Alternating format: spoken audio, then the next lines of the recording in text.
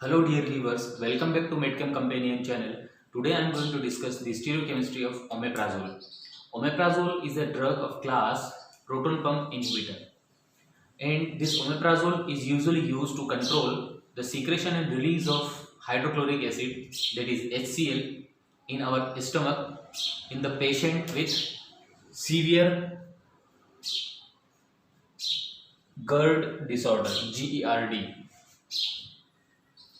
GERD, gastroesophageal reflux disorder. So usually omeprazole is used to control this disorder. But the widely marketed omeprazole is nothing but a racemic mixture. Omeprazole is a racemic mixture. What does it mean? Racemic mixture means this drug consists of both this levorotatory isomer and dextrorotatory isomer.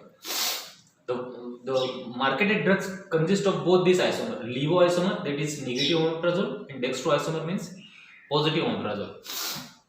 But in later due course, it was observed that only one of the isomer among these two is effectively control the gastric pH above 4, and the other isomer is completely inactive. So first we will find out the configuration of this chiral sulfur, and then later we will discuss which isomer is greatly able to control the stomach pH above 4.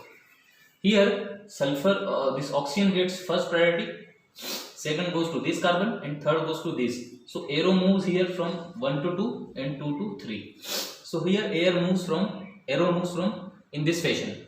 So this is anti-clockwise. So configuration may be S, and the lowest priority group, that means here the lone pair is present below the plane. So configuration remains as such S. So this negative or levoomeprazole is actually S isomer.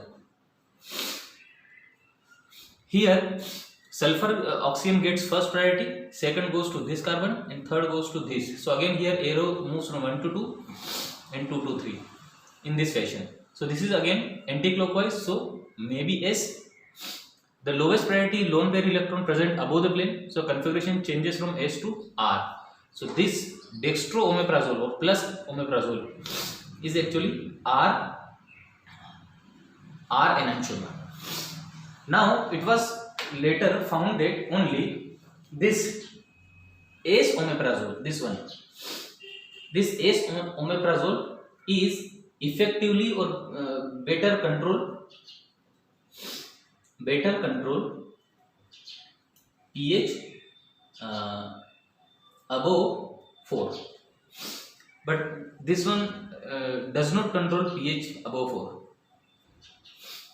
does not control pH above 4. So this is the clinically active enantiomer, and it is clinically inactive enantiomer.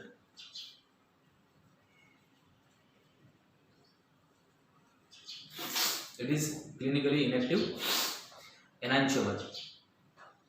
That's why nowadays this S omeprazole is again isolated and marketed in the name of S omeprazole.